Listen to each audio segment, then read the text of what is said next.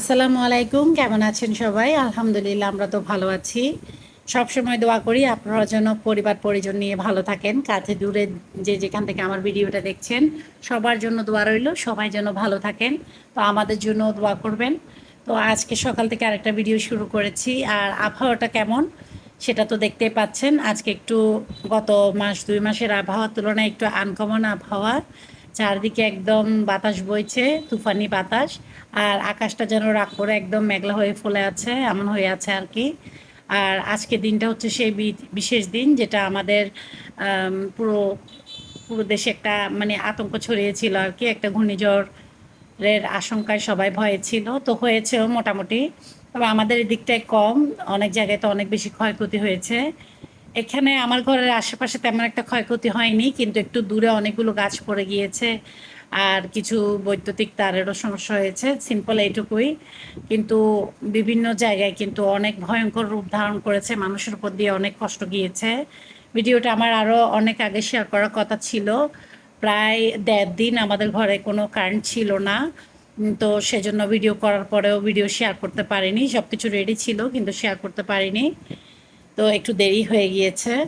তো এই তো আমি জানলার পাশ থেকে সরছিলাম না, এত ভালো লাগছিল, মনে হচ্ছে যেন একদম বাতাসে উড়িয়ে নিয়ে যাবে সব কিছু, এতটা বাতাস ছিল। আর এত খুব পাগলামো করছিল আম্মু, আমি একটু হালদা নদীর পাড় থেকে ঘুরে আসব। তো এই সময় দেওয়ার তো কোনো প্রশ্নই ওঠে না, এখনো অনেক ভোর, রাস্তাঘাটে মানুষ নেই। আর আজকে দিনে তো মানুষজন একদম রাস্তাঘাটে বেরই হয়নি, গাড়ি ঘোড়া কিচ্ছু নেই, একদম নিস্তব্ধ। এখন কিন্তু 6:30। তো আমি চারদিকটা একটু আপনাদের সাথে শেয়ার করার জন্য ভিডিও করে নিচ্ছি। এত সুন্দর লাগছিল। আমার পাশে আয়াত ছিল, আবার আয়াত একটু টেনশনেও ছিল, ওর বাবুই পাখির ঘরের কথা বলছিল। বাবুই পাখির ঘর তো বাতাসে পড়ে যাবে। তো এদিকে আমি সকালের নাস্তাটা ফাঁকি দিয়ে চালিয়ে দিলাম। গতকাল রাতে আপা কিছু বিরিয়ানি পাঠিয়েছে, বেশ কিছু বিরিয়ানি। তো সেগুলো ভাবলাম গরম করে নিই, ফ্রিজে রাখলে বেশি সময় ধরে ভালো লাগে না। একটু সালাদ করেছি আর বিরিয়ানিটা একটু চুলার আঁচটা ছোট করে গরম করে নিচ্ছি। আর একটু গরম গরম চা খাবে বলেছে বাচ্চারা, সব সময় তো চা খায় না। একটু ঠান্ডা আবহাওয়া, তাই সবাইকে চা দিব।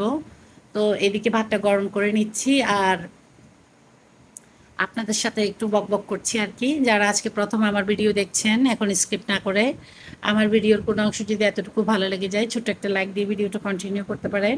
আপনাদের ছোট্ট একটা লাইক আমার এই ভিডিওটাকে আপনাদের মতো অনেক আপু ভাইয়ের কাছে পৌঁছে দিবে। তো সিদ্ধ চালের বিরিয়ানি আমার সবসময় পছন্দ, অনেকে তেহারি বেশি পছন্দ করে। তেহারি হোক বা বিরিয়ানি, আমার কাছে সিদ্ধ চালেরটাই ভালো লাগে। তেহারি তো সাধারণত পোলাও চাল দিয়ে করা হয়। তো ঘর অন্ধকার হয়ে গিয়েছে, কিন্তু এখন লাইট জ্বালিয়েই একমাত্র সম্বল। কিন্তু লাইট তো জ্বালানো যাচ্ছে না, কারেন্ট নেই, আইপিএসের উপরই ভরসা। একটা সময় এসে দেখা যায় কি আইপিএসটাও একদম চার্জ চলে গিয়েছিল, পুরো ঘর অন্ধকার হয়ে গিয়েছিল, খুব ভয়ের মধ্যে ছিলাম।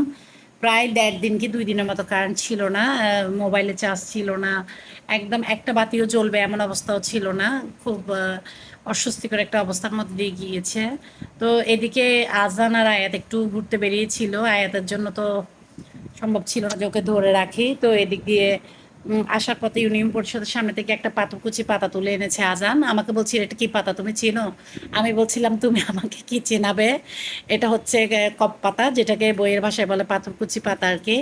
আমরা তো কপ পাতা বলি। তো এটার মাঝামাঝিতে ওকে বলছিলাম মাটি দিলে চারপাশের সাইডগুলোকে উপরে রেখে তখন চারদিক থেকে গাছ উঠে। এটা ছোটোবেলায় তোমাদের তিনো ভাইকেই রস খাইয়েছি সর্দি লাগলে। তো বলেছে, আমাকে থামস আপ দেখাচ্ছিল, বলছে তুমি তো কবিরাজ।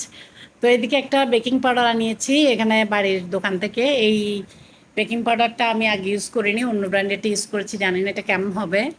তো এদিকে একটু ছাদে আসলাম, কারণ কাপড়টা আমি ধুয়েই ফেলেছি। এটা একটু নাড়া দিব, বাতাস বইছে, এখনো বৃষ্টি শুরু হয়নি, ভাবলাম ক্লিপ দিয়ে ভালো করে শক্ত করে দিয়ে তারপর নাড়া দিব, পানিটা অন্তত পক্ষে ঝরে যাক। তো এদিকে আমি বেশ কিছু ডো করেছিলাম, যেহেতু আজকে রান্নার তেমন একটা ঝামেলায় যাব না। তো আর একটু আবহাওয়াটা ঠান্ডা আছে, চুলার গরমে তো কিছুই করা হচ্ছে না। বেশ কিছু ডালপুরি বানাবো, ওগুলো ফ্রোজেন করব।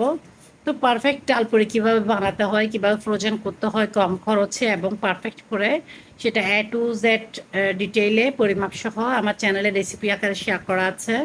আপনারা কেউ বানাতে চাইলে এটা রেসিপি দেখে বানাতে পারেন। এখানে আমাকে ডালপুরি আমি কিছু কিছু বানাচ্ছিলাম, পাঁচটা পাঁচটা করে বেলা হওয়ার পরে আজান আমাকে সেঁকে দিচ্ছিল। বেলতে বেলতে সেঁকে না ফেললে কিন্তু একটার সাথে একটা লেগে যায়। তো মা ছেলে দুজনে মিলে অনেকগুলো ডালপুরি বানিয়ে নিয়েছি।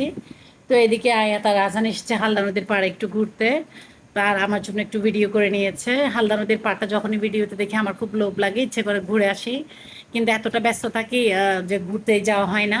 ওই কথা আছে না, মক্কার মানুষের হজ পায় না, একটা কথাই আছে এমন। এদিকে ঝড় তুফান, এই কাহিনীর ভিতরে আরেক কাহিনী হয়ে গেল। গতকালকে আমার ভাড়াটি এসেছে, উনি এসে বলল, পুরন বাড়ির ভাড়াটি এসে বলল যে ওনাকে সাপে কামড়িয়েছে।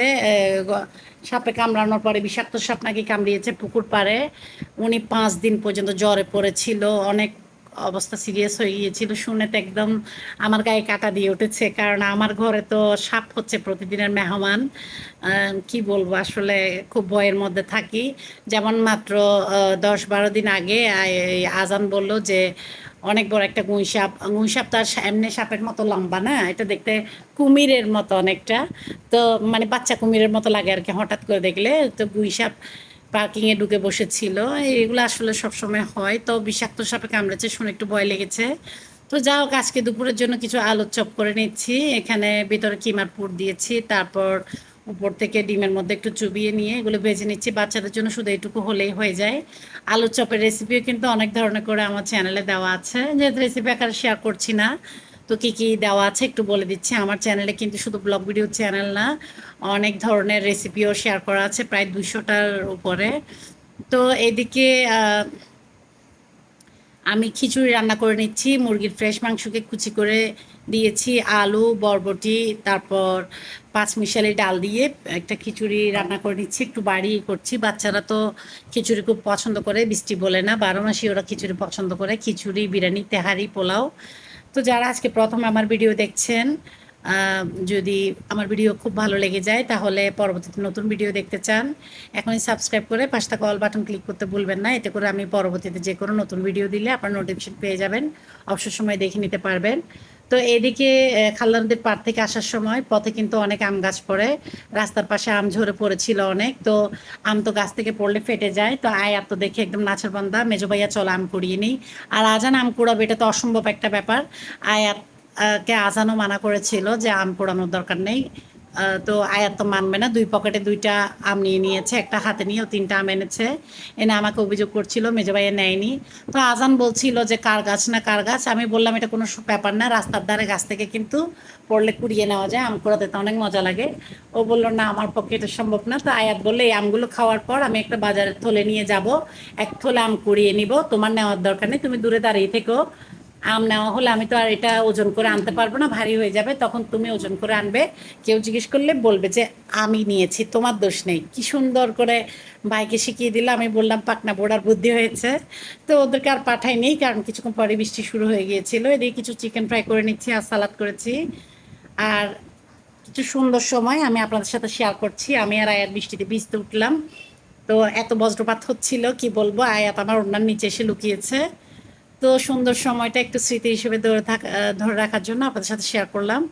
এদিকে এখন প্রায় সন্ধ্যার আগে আগে আর কি, পরন্ত বিকেলে। আসলে দেখা যায় কি বৃষ্টির দিনে বা শীতকালে খুব দ্রুত সন্ধ্যা রাত হয়ে যায়। তো এখনো হয়েছে তাই, সারাদিনই তো সন্ধ্যার মতো আবহাওয়া ছিল। তো এদিকে ডালপুরিগুলো আমি ভেজে নিচ্ছি, কিছু ডালপুরি বাচ্চারা খাবে, আর একটু সালাদ করেছি একটু সস দিয়ে, ওরা খেয়ে নেবে। আর আবারও বিকালে চা করেছি। আমার ঘরে একবেলা চাই ভালো করে চলে না, আজকে 2 বেলা খেতে হচ্ছে। ঠান্ডা পড়লে একটু চাটা ভালো লাগে। তো যারা এতক্ষণ সময় ধরে আমার সাথে ছিলেন, আপনাদের সবাইকে অনেক অনেক ধন্যবাদ। এভাবেই পাশে থাকবেন। আজকের জন্য এতটুকুই, আল্লাহ হাফেজ।